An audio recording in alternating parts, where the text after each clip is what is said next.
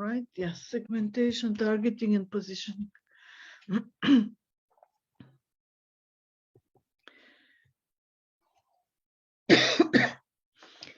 Okay, so market segmentation in general is the division of the market into distinct subsets of customers that have similar needs, for example, country group or individual interest groups. Now, we've always known that in the sense of this is something we do also in local markets, but here, when we're talking about global markets and in general going to different parts of the world, we need to develop very new understanding of these things. And as we will see in the business case about Chinese luxury markets, which I started discussing about and we'll do in a little bit again. The Chinese luxury markets have completely different segments than the Italian luxury market, for example. So unless we understand those segments, unless we really get to know what differentiates people in these segments, we can't really cater to their needs. We can't really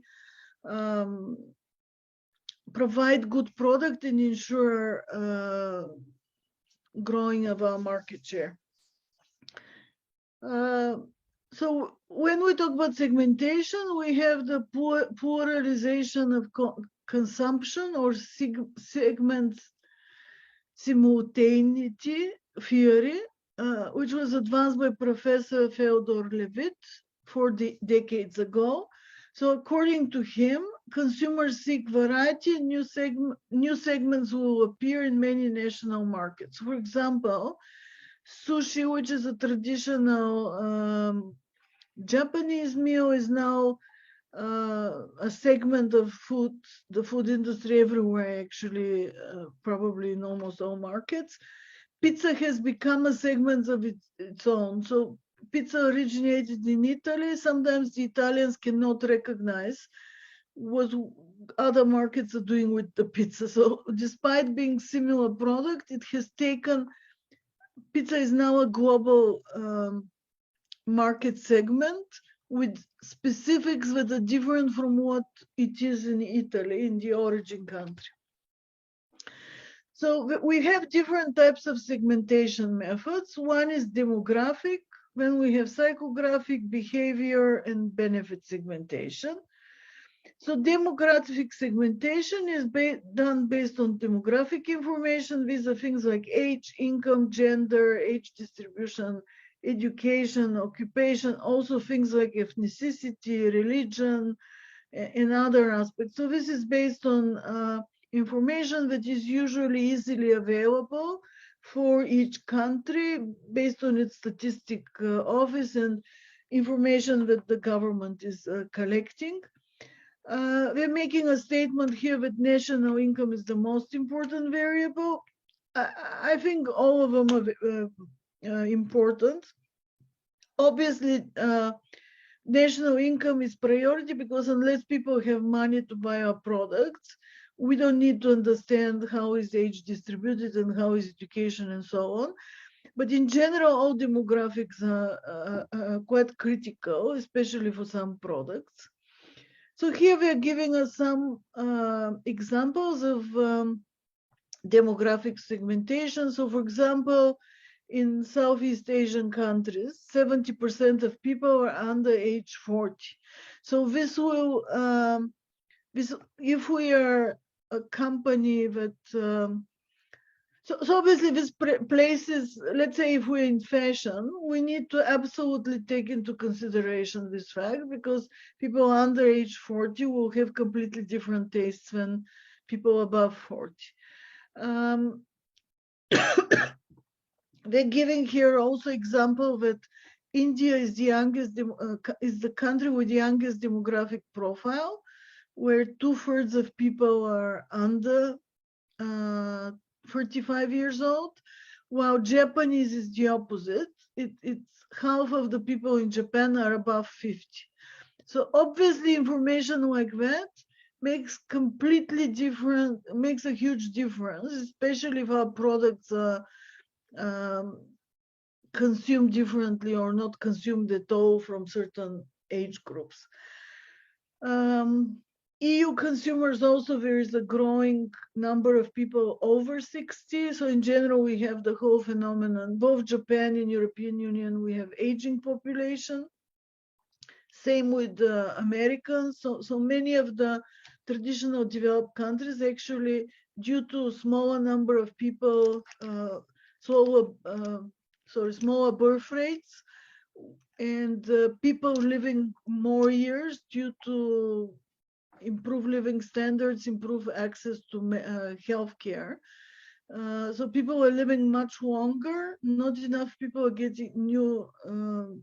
People are being born. So as a result, we have very aging population. So this is both a problem and an opportunity. If we are a company that has ideas in terms of servicing better older people, then this is an immense opportunity. Ethnicity also is a big difference. So we need to be aware of the different ethnic groups and their different preferences. So we can have completely different preferences to products and services. As we said, income is very important. This is one of the main ways in which we segment population. What we need to be careful is how we look at income, because as we said, income which is very low in one country can be high in another country. That's why we use the so-called purchasing power parity, which is a methodology which allows to bring the numbers to comparable levels. So when we use that methodology, then we can compare incomes based on what people can buy with this money. Because maybe, for example, in Switzerland, you cannot survive with 1,000 or 2,000 even dollars, let's say. But in another country with $2,000, you can be wealthy. So you can rent a house, cover all your food and clothing and all other needs, and then even save money in some countries. In Switzerland, you wouldn't be able to survive. So obviously we need to equalize this number so that we have they're meaningful in terms of our conclusions. One of the factors, just as an example of where differences come from, in some developing nations, there's a lot of services that are being free. So that means that there's also people grow more of their own food, they store food for the winter. So in other words, there are certain things that were being done which lead to the fact that they need the money the actual money they receive for their job on their job is used for less items than, for example, in some developed country where they buy absolutely everything.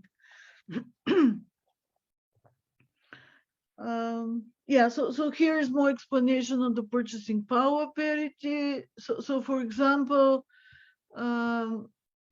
Chinese per capita income is 8,250, but if we adjust it to US dollars and to US economy, this would be equal to receiving in the US 15,500 US dollars. So this is almost double.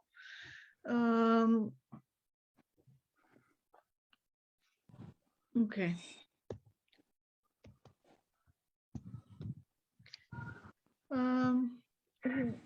A couple of more things in terms of segments. We have China and India, which are becoming more and more important markets in the world because they're huge countries with 1.3 billion people population. And on top of that, growing income, growing economies. So they both have a very fast-growing high-income segments. So many companies are targeting these countries because they represent a huge opportunity.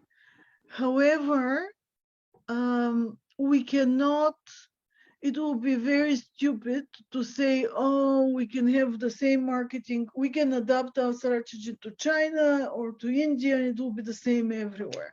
So these countries being so big, they also have big regional differences in terms of language, culture, and history. So we cannot, it would be actually not very smart to assume they're all the same and everywhere it's the same.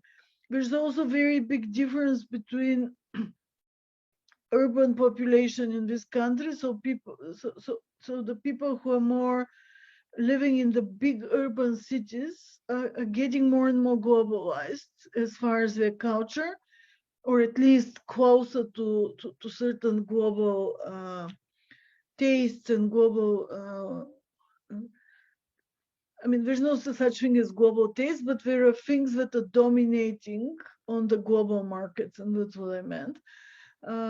While these will not be typical when you go to a small village. So if we are planning to sell our products also to less developed areas of these countries, we are going to see much bigger differences than we're going to see in the big urban centers.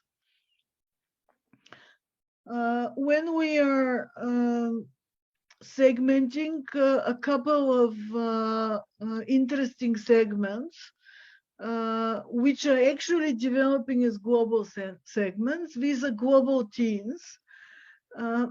These are people between 12 and 19 years old who actually, due to internet, due to everything happening, they're developing similar tastes, similar, if not the same, way of dressing, way of listening to music. So basically they have the same behaviors as consumers, no matter where they're located in the world.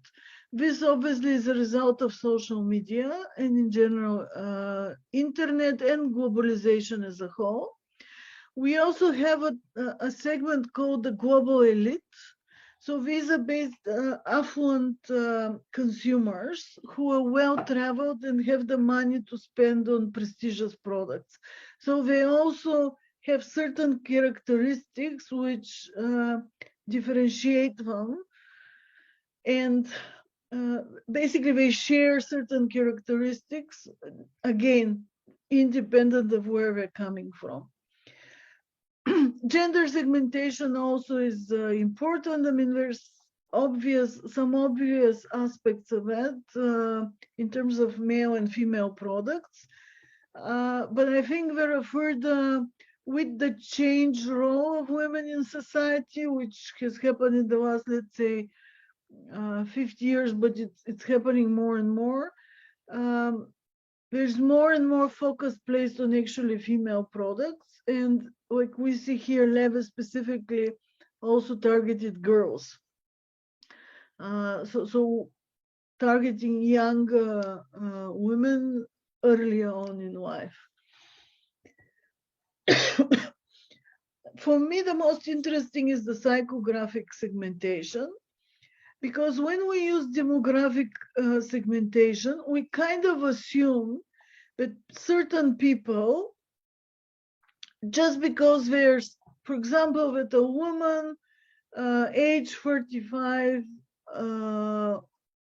living somewhere, so basically based on her ethnicity, income, age, and other similar demographic factors, we can assume that she likes something. Psychographic segmentation is different in the sense that we don't care so much about demographics, but we care on the lifestyle of people. So a good example in that is Harley Davidson motorcycle. So most of you probably know it. Excuse me for a moment. So Harley Davidson is a typical example of psychographic segmentation because they target people with a specific lifestyle. You all know the special way people dress, the special pride they take in their bike. So basically, these people come from very different income groups, very different age groups, very different genders also. So psychographic segmentation allows us to tap into people based on this choice of lifestyle values and attitudes. And we're giving you here some markets, in this case specifically Porsche, how Porsche segments their target customers based on the attitudes, values, and lifestyle.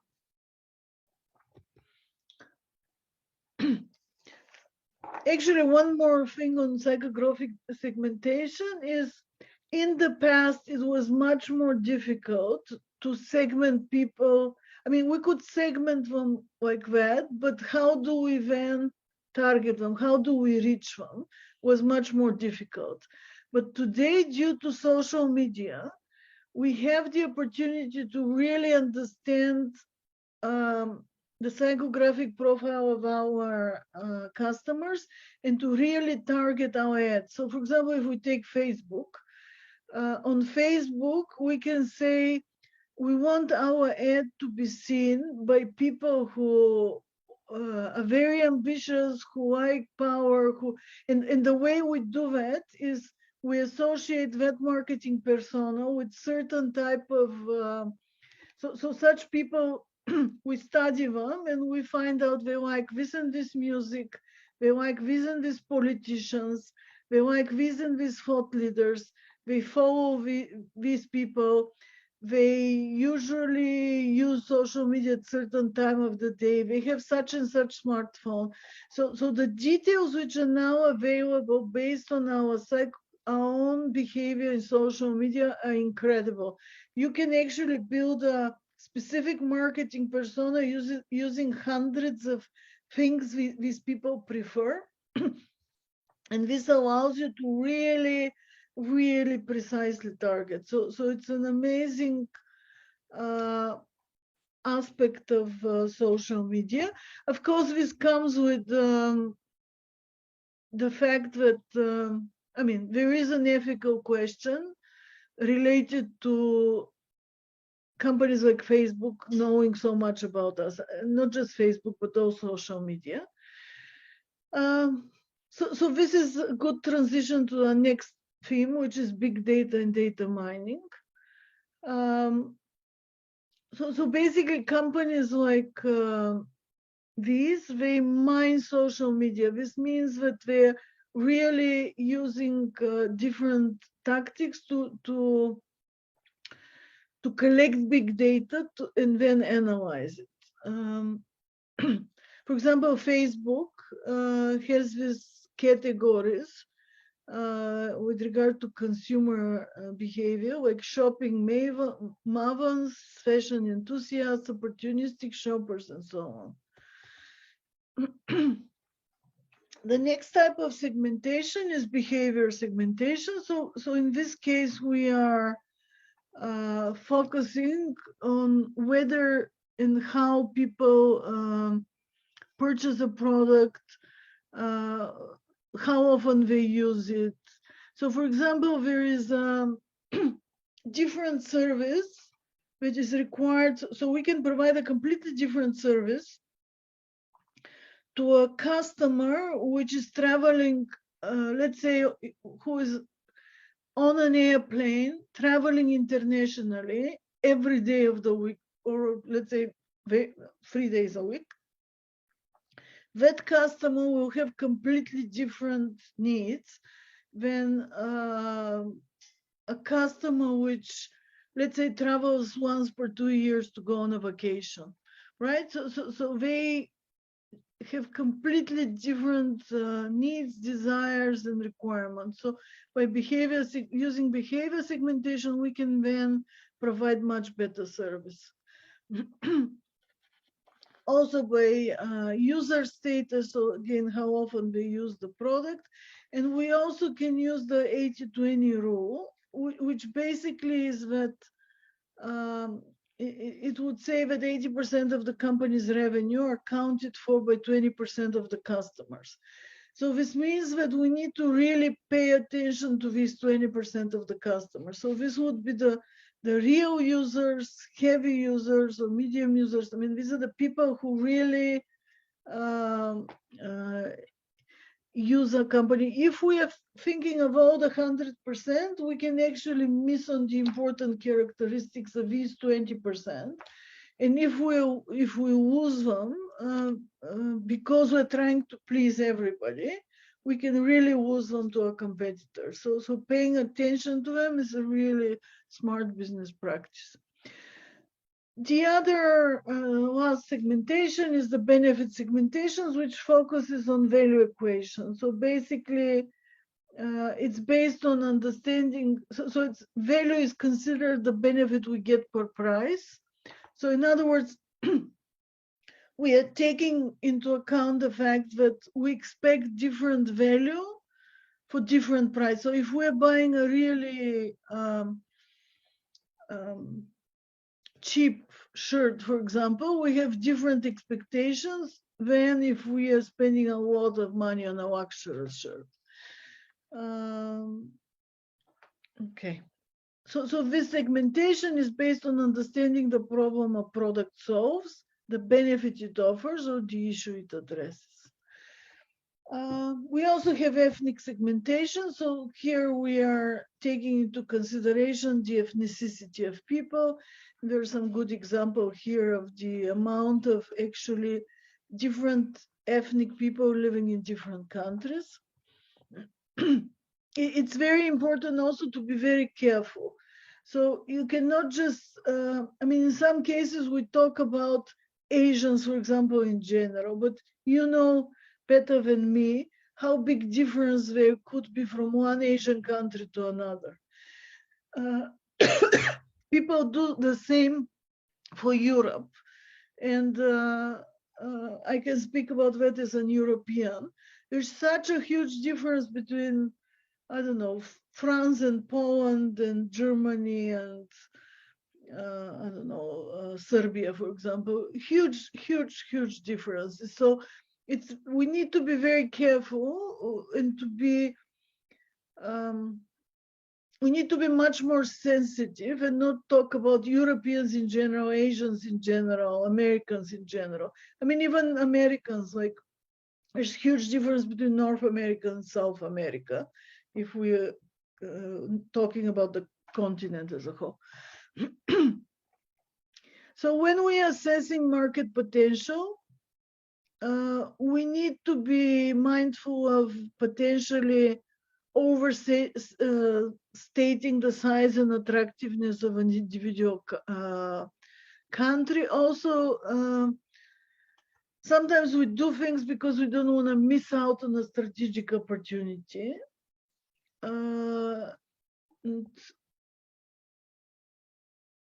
Also, very often who we decide to target is driven by management's network of contacts. So sometimes these things could be really powerful and can do a lot of benefit. In other times, they can mislead us.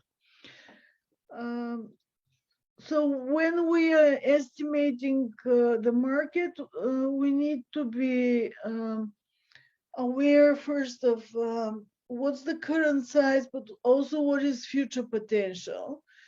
Also, the market might be big, but how much of it is already taken by competition, and it's very difficult, very big barriers to entry. So we need to look at combination of factors, and also, if we're a global company, we can benefit from the fact, so what is a niche market in one country and is very small, could turn to be actually a global niche market. So we could find that niche available in each country we are servicing.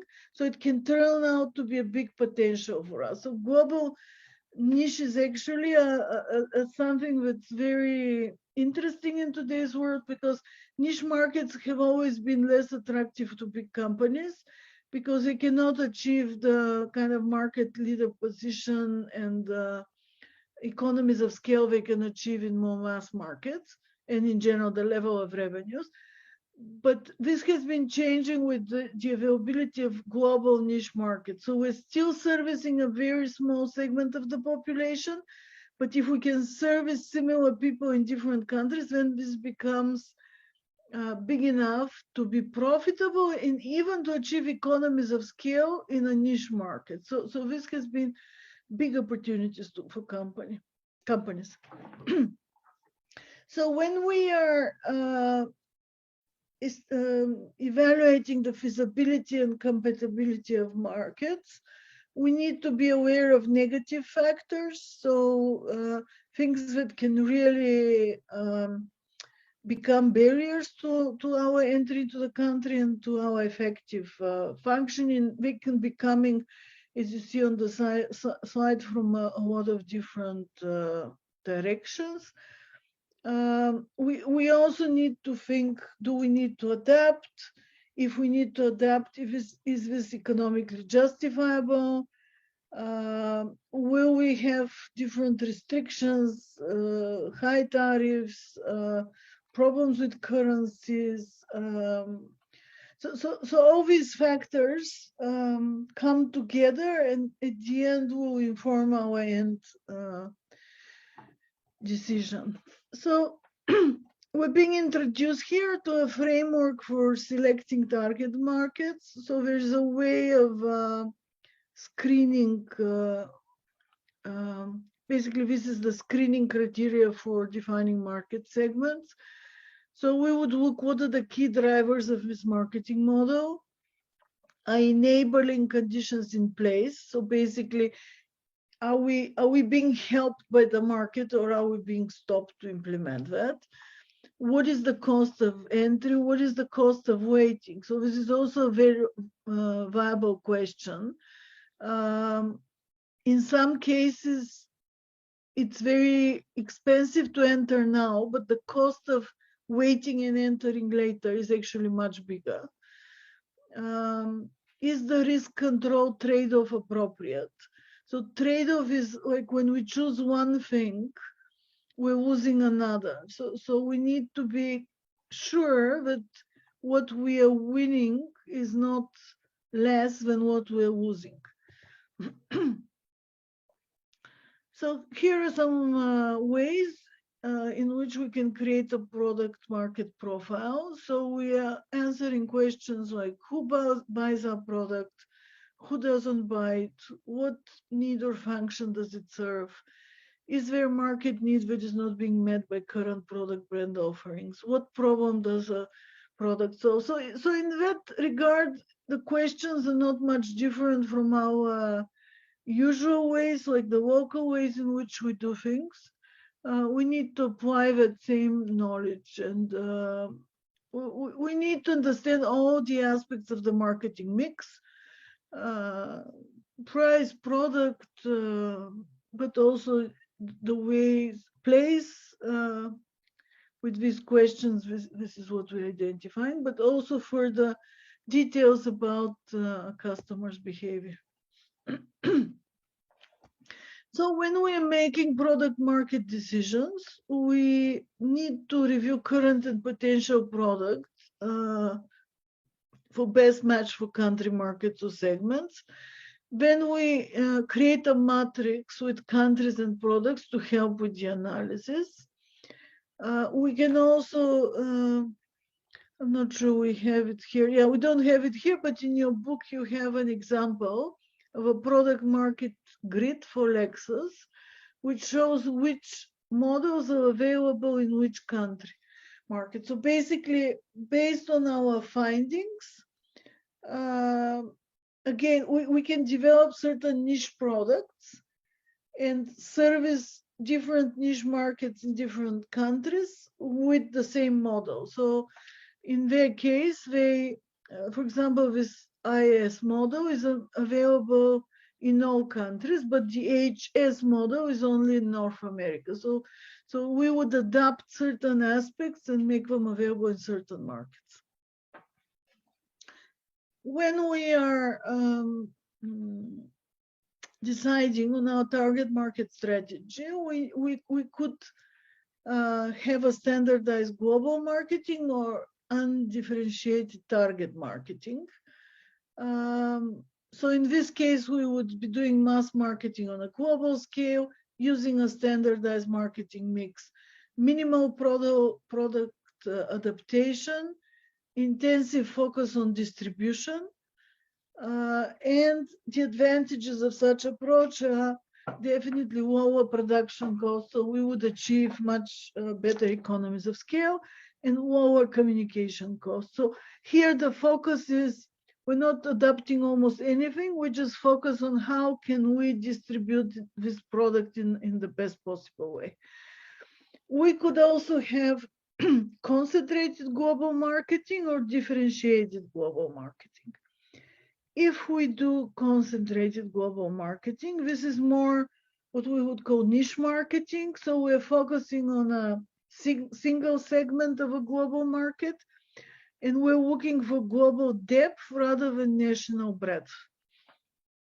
So in other words, we're developing really specific products, specific characteristics for a specific single segment. Examples of companies which have done this in the past, for example, Chanel, Estée Lauder, so both are cosmetic and fashion companies. In the case of differentiated global marketing, we're going to use multi-segment targeting. So we're going to focus on 2 or more distinct markets, and we're going to have wider market coverage. So for example, example of this is the product of Procter & Gamble, Old Spice, and Hugo Boss for men. Now, when it comes to positioning, so positioning is the process of locating a brand in consumers' minds. So building up the perception of the customers in our mind. So this is the end result is that customers perceive the attributes and benefits that they understand, and it comes to their mind immediately, the attributes and benefits this brand offers or does not offer. So when we say, for example, Lamborghini, we immediately know it's a luxurious car, very often in very bright colors, very high quality, very expensive, sports car, blah, blah, blah, blah, blah. So we have certain image also that it immediately appears for us. Same as if we say Coca-Cola or some chocolate. I mean, we immediately in our mind comes how is this brand positioned to competitors? Is it more expensive, less expensive? So there is a combination of this attribute or benefit, quality and price, use or user and competition. And this is what marketeers are trying to achieve. So when we hear the brand, we immediately have this combination of things in our mind. So as far as attribute or benefit, okay, apologies. So as far as attribute or benefit, we are usually looking for economy, reliability, or durability. For example, the slogan of BMW is the ultimate driving machine, or a Visa, it's everywhere you want to be. As far as quality and price, we're looking for continuum from high price, high quality, and high price to good value. So this is what we're looking as combinations. For example, an interesting example in that is Stella Artois beer, which is known as reassuringly expensive. So this is a very interesting slogan because it tells us that it's actually really good that it's expensive, because this means real care has been put into its preparation and its quality is really high. It's a very interesting approach. I really like how they've dealt with the fact that we're relatively more expensive beer than others. As far as users, we associate the brand with a user class of users. So for example, great example here is Max Factor, which produces makeup, and their slogan is the makeup that makeup artists used. So this is immediately sending you signal that this makeup is better because makeup artists use it, right? So as far as competition, we can have an implicit or explicit reference to competition. So for example, we don't have an example here, but actually this in some markets is forbidden. So you can say we're better than, you can not specifically talk against another brand, but it's not forbidden in all markets. So it could be used sometimes for positioning. Like sometimes it can be done also subtle, more not so direct. For example, I've seen an ad, I can't remember for which car was it, but it was a brand, either Korean or Japanese, I'm not sure. And it said German quality on at a lower cost. So this is a way of using the perception of customers of the qualities of German cars. So it's not directly talking about the German car brand, but it is talking about them as category. There's an interesting here also example with Dove. So their focus is on new definition of beauty. The problem we're trying to solve is that only 2% of women worldwide think they're beautiful. So they've had a number of ads around that, and it's actually a very successful campaign. So what are the positioning strategies we have? One is to position on as far as global consumer culture. In this positioning, we identify the brand as a symbol of a particular global culture or segment. So this is the so-called more high-touch and high-tech products. We could also positioning it as a foreign consumer culture. In this case, we associate the brand's users use occasions or product origin with the brand. Or we can have local consumer culture positioning. It identifies with local cultural meanings. It's consumed by local people, locally produced for local people, used frequently for food, personal and household non-durables. For example, Budweiser is identified with small town America. So these are, depending on what we are trying to position, all these could be interesting brands. So for example, McDonald's is very much around foreign consumer culture positioning. We associate it with the American way of eating, let's say, or the whole fast food culture. Although they're also trying now to have some products which are more associated with local consumer culture, but mainly we associate them with American way of doing things. The case of the luxury market in China. Did anybody read that case?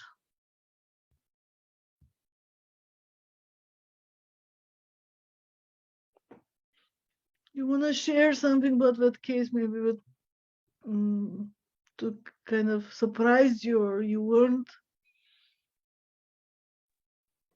No? I also read some again Okay. during 5 minutes, Okay. but I couldn't read it all. But I just try to explain and just give some opinion from my side as well. Like in China, because after they had like revolution or something that they opened the countries, that's why they have so many new rich. And of course, that after that, uh, new rich people, they also try to send the children out to get the higher education, like go abroad or something. But of course, sometimes they also would like to get kind of like, and in my opinion, I feel like they also would like to have the social status. This is my opinion that like when they have the money, of course, they would like to have the acceptance. And that's why the luxury goods is very popular and boom in China because they can show the luxury status as well that like, okay, they have the money to do it. And that's why they have so many classification because let's say like in some country Coach brand they also quite luxury, but in China they also classify that like, okay, let's say Louis Vuitton is just a common way. They would like to go for Hermes or something else, or Coach is just too accessible, is too affordable. So it means like you are not high enough for that. And of course, because of this kind of business is very popular, so it's kind of like they have the gap that the government they can interfere to have the bribery or the corruption to have it in China at the moment. That's why it's just like about the perception in China that like, they have like they would like to have the higher status, so they just compete each other until they have like corruption in China as well, something like this. So as a global marketeer, we cannot just approach China as any other luxury brand. We need to understand that the luxury market is playing a special role for these people in positioning themselves and kind of acquiring higher status. And what you mentioned was very interesting, that even Louis Vuitton is not luxurious enough. So when you have a lot of money, you really, so we need further differentiation. So Louis Vuitton has become for them too massive, especially because they have also a lot of counterfeit items.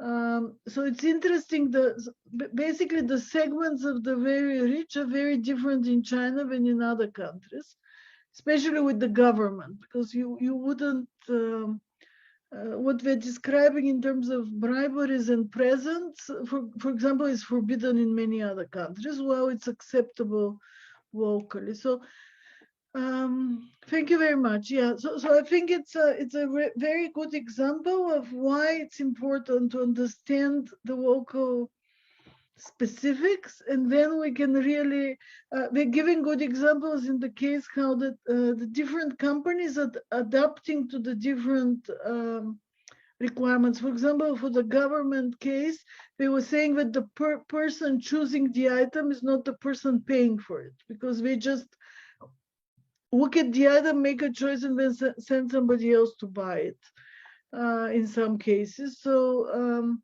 you need to adapt to it. You need to understand it so that you offer the proper service, the proper product, and so on.